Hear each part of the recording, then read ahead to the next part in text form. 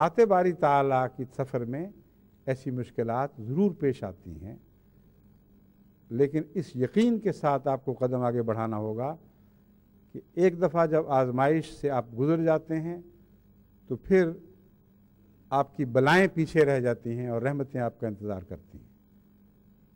इसके लिए एक नूर चाहिए, और नूर नाम है हक़ का। नूर उस चीज़ को कहते हैं जो गलत और सही में तमीज़ करके दिखा दे, अंधेरों के मुकाबले पर रोशनी होती है। और कुरान करीम ने इसीलिए रोशनी का नाम हक़ रखा है। फरमाया जाल हक़ व ज़हक़ल बातिल इन्नल बातिल कान ज़हूक़ा। हक़ आ गया है और बातिल भाग गया है। अब रोशनी आती है तो अंधेरे भागते हैं। दूसरी जगह इस मज़मून को इस तरह भी बयान फरमा दिया। तो वो जो नूर है वो सच्चाई का नूर है जो तफरीक करने वाला होगा। बस आप भी उन मानों में सच्चे बने हुए बग़ैर अल्लाह ताला की तरफ हरकत नहीं कर सकते, अल्लाह ताला का क़ुर्ब हासिल नहीं कर सकते। और सच्चाई का ये हाल है कि मुख्तलिफ़ पहलुओं से सच्चाई की आजमाइश ज़िंदगी भर साथ रहती है, और हर मैदान जो आप जीतते हैं वो क़ुर्ब इलाही में आपको करीब तर कर देता है अल्लाह ताला के। बस लामुतनाही सफ़र है, मगर इस सफ़र की जज़ा हर मंजिल पे मिलती चली जाती है। इसलिए जो इंसानी आजमाइशें हैं इस राह की, उनके लिए आपको तैयार करना होगा, मगर पहचानना होगा कि आजमाइश आती कैसे है, कहाँ कहाँ आती है। अब जैसा कि मैंने बयान किया है, बाज़ दफ़ा रुबूबियत की राह से आती है, बाज़ दफ़ा एक ख़ास मकसद के हसूल की राह में ये मुश्किल हायल हो जाती है कि अगर सच बोलें तो वो मकसद शायद हासिल ना हो, झूठ बोलें तो शायद हासिल हो जाए। मुझे याद है मैंने जर्मनी में एक दफ़ा खुतबे में जो असाइलम लेने वाले हैं उनको नसीहत की थी कि असाइलम की खातिर अगर आप झूठ बोलेंगे तो आपकी हिजरत ज़ाया हो जाएगी, कोई भी फ़ायदा नहीं होगा, और ना इधर के रहे ना उधर के रहे, घर बार भी गया और दीन दुनिया से जाते रहेंगे। असाइलम की खातिर अगर आप झूठ बोलते हैं तो उसमें एक दो तरह की ऐसी बातें हैं जिनमें आप नाकाम हुए। अव्वल ये कि वापस जाने का ये खौफ कि गोया खुदा यहाँ तो आपको अमन दे सकता है, वहाँ अमन नहीं दे सकता, ये शिर्क की एक किस्म है। खुदा की तकदीर है कि खौफ के मकाम से दूसरी तरफ चले जाओ। इस तकदीर के ताबे आपने सफ़र शुरू किया। दूसरी तकदीर यह है कि झूठ नहीं बोलना और सच्चे खुदा पे तवक्कुल करना है।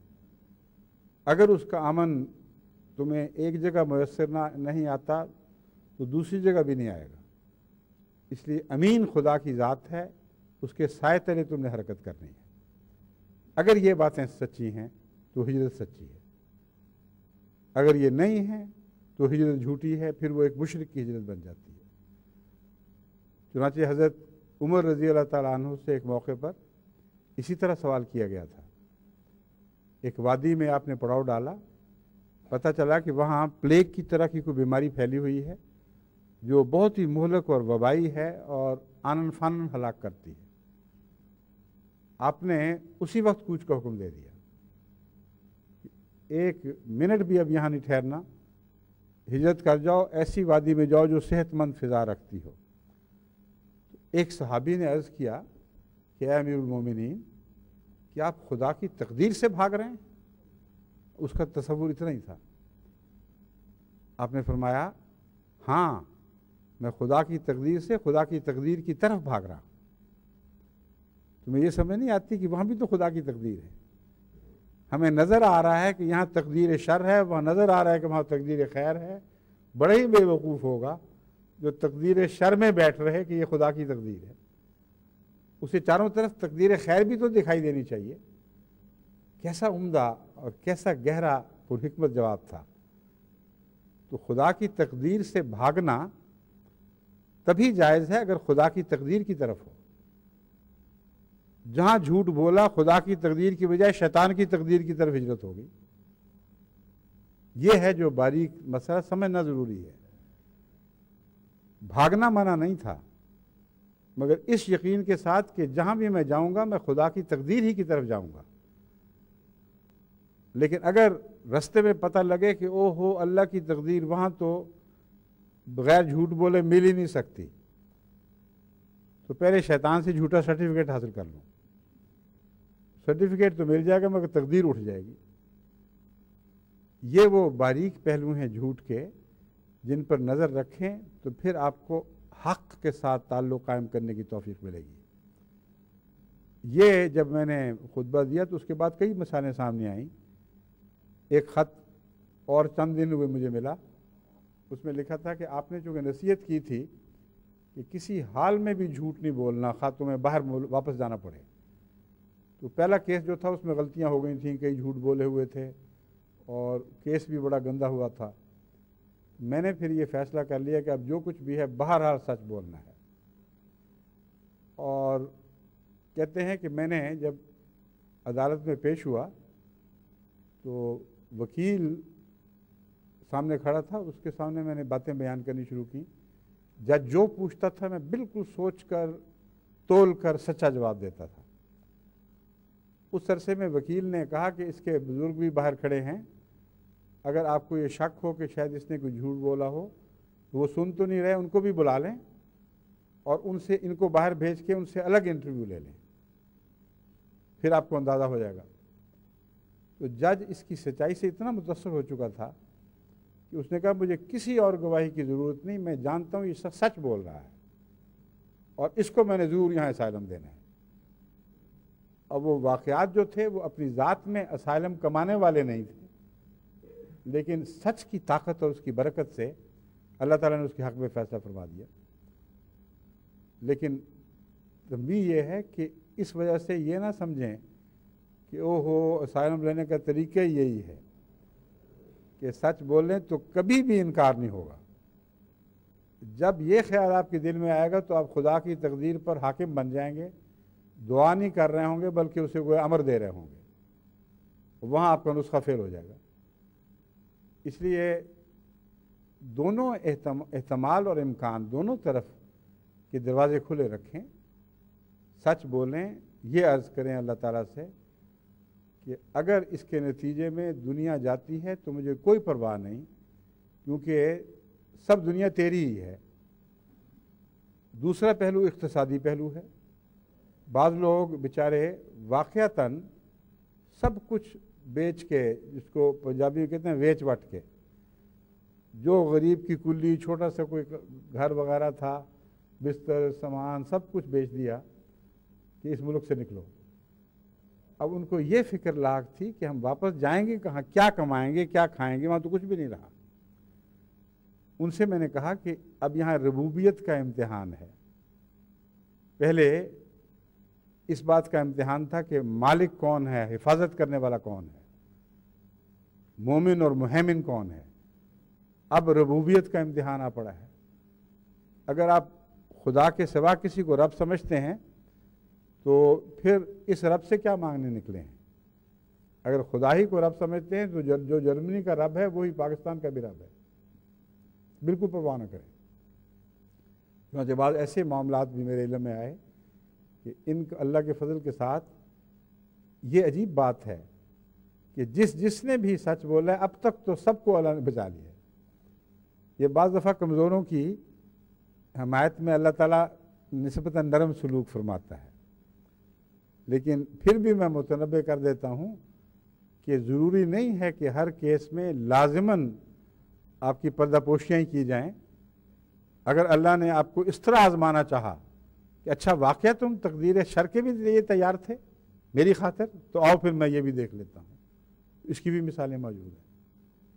حضرت ایوب کی اسی طرح تو آزمائش ہوئی تھی. اللہ چاہتا تو چند امتحانوں کے بعد ہی ان کو بخش دیتا، ان کا امتحان، ان کا ابتلا ختم کر دیتا. مگر قرآن بتا رہا ہے کہ اتنا لمبا دور امتحان کا آیا کہ عام آدمی تو عام آدمی، بڑے بڑے اولیاء بھی اس سے بھاگ جائیں اور خوف زدہ ہو جائیں. لیکن اللہ تعالیٰ نے حضرت ایوب کو خود ہی سہارا دیا، خود ہی توفیق دی اس لیے ابتلاؤں کا احتمال تو ہے، لیکن ابتلاؤں پر اگر ثابت قدمی کی توفیق مل جائے تو بعض دفعہ یہ انعام ابتلاؤں کے بغیر انعام سے زیادہ بڑھ کر ہوا کرتا ہے، بلکہ یقیناً زیادہ بڑھ کے ہوتا ہے۔ اگر ابتلا پر کوئی قائم رہ جائے اور صبر کے نمونے دکھائے اور سر تسلیم خم کیے رکھے، کوئی شکوہ زبان پر نہ لائے، تو اس پر اللہ تعالیٰ ہمیشہ زیادہ مہربان ہوتا ہے۔ تو حضرت ایوب کا بھی یہی سلسلہ تھا، ایک لمبے عرصے آزمائش میں ڈالا اور حضرت ایوب کو ثابت قدم پایا۔ یہاں تک بائبل نے تو ایسا خوفناک نقشہ کھینچا ہوا ہے کہ اپنے رشتہ دار چھوڑ گئے، بیوی نے قطع تعلقی کر لی، اور شہر والے باہر وہ گندگی کے ڈھیر پر ڈال گئے، اتنی گندی بیماری ہے، کیڑے پڑے ہوئے ہیں، اس لیے ان کو وہاں پھینک دو۔ اور جو لوگ نظر ڈالتے تھے وہ کراہت سے منہ دوسری طرف کر لیتے تھے، لیکن اللہ نے ان کو قائم رکھا اپنی وفا کے ساتھ۔ خدا تعالیٰ کی ہستی پر ایمان، اس پر یقین محکم میں کوئی تزلزل واقعہ نہیں ہوا۔ اور پھر اللہ تعالیٰ فرماتا ہے نعم العبد، میرے بندے ایوب کو دیکھو، ہمیشہ کے لیے ان پر سلام بھیجا گیا۔ اتنے پیار سے ذکر ملتا ہے بار بار، نعم العبد، کیسا اچھا بندہ تھا۔ تو ہزار جو مصیبتیں تھیں وہ خدا تعالیٰ کے ایک نعم العبد پر قربان۔ حسرت تو یہاں تک کہتا ہے کہ بیماری غم پر نثار، مصرع مجھے یہ یاد تھا، ایک مصرع ذہن سے اٹکا، میں بتا دیتا ہوں دوسرا، کہ وہ کہتا ہے کہ ایک بیماری غم پر صحتیں لاکھوں میری، بیماری غم پر نثار، صحتیں لاکھوں میری، بیماری غم پر نثار، جس میں اٹھے بارہا ان کی عیادت کے مزے۔ کہتا ہے میری لاکھوں صحتیں ایک بیماری غم پر نثار ہو جائیں، جس میں میرے محبوب نے کئی بار میری عیادت کی ہے۔ وہ اللہ جس نے ایوب کی عیادت کی، جس نے اس کے ذکر کو اور پیار کے ساتھ ہمیشہ کے لیے دوام بخش دیا۔ ایک آزمائش کیا، ایسی ہزار آزمائشیں ان خدا کی عیادتوں پر قربان۔ تو ابتلا سے بھی اس طرح گھبرانا نہیں چاہیے کہ ابتلا آ گیا تو مارے گئے۔ ابتلا آیا تو وہ مارے جائیں گے جو بے وفا ہوں۔ وفاداروں کو ابتلا کچھ نہیں کہتا۔ چنانچہ اس کی ایک دوسری مثال ایک اور شکل میں ملتی ہے۔ ایک خدا کا بندہ، عبادت گزار، بڑی شہرت رکھنے والا، ایسا تھا کہ وہ جب ایک غار میں جا کر پناہ گزین ہوا تو ساری مخلوق خدا کا رخ خدا نے اس طرف پھیر دیا۔ وہ اپنی طرف سے دنیا کو چھوڑ کر ایک پہاڑوں کی کھو میں جا بیٹھا تھا اور اس نے اپنے رزق کی کوئی پرواہ نہیں کی، لیکن لوگوں کے دلوں میں ڈالا گیا، کثرت سے نعمتیں اس کی طرف روانہ ہونی شروع ہوئیں، ہر ضرورت اس کی پوری ہونی شروع ہوئی، وارے نیارے ہو گئے۔ پھر وہ خدا جو ایوب کا خدا تھا، اس نے کہا اس کی بھی تو میں آزمائش کر کے دیکھوں، بڑی میں نے نعمتیں دی ہیں، دیکھوں تو سی کیسا شکر گزار بندہ ہے۔ جب آزمائش کی تو کچھ دن ایسے آئے کہ ہر ایک سمجھا اتنے لوگ جاتے ہیں، اتنی نعمتیں جا رہی ہیں، آج میں نہ گیا تو کیا فرق پڑے گا، اور شہر کا رخ بدل گیا۔ تمام مرید اور اعتقاد رکھنے والے اس خیال سے کہ ہزاروں بندے خدا کے جا رہے ہیں، ہم نہ گئے آج تو کیا فرق پڑتا ہے، اتفاق نہیں بلکہ خدا کی تقدیر کے تابع چند دن کے لیے اکٹھے رک گئے۔ اور جب بھوک کی شدت بڑھی تو وہ غار چھوڑی، شہر میں گیا اور ایک دروازہ کھٹکھٹایا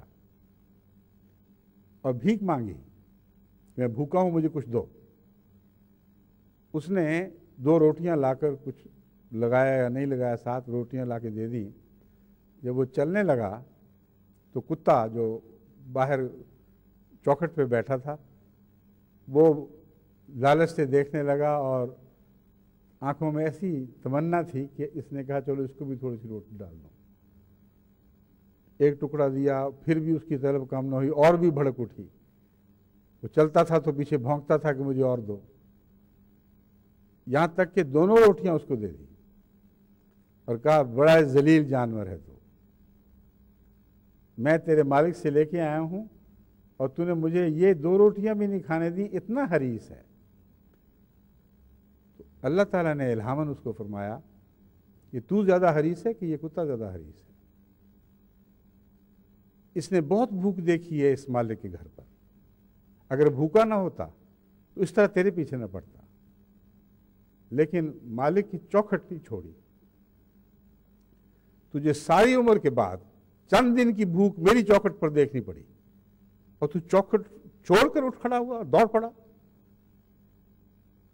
اس کا یہ حال بیان کیا جاتا ہے کہ وہ زاروں کے تار روتا ہوا واپس اپنی غار کی طرف دوڑا کہ واقعی میں اس کتے سے بدتر انسان ہوں۔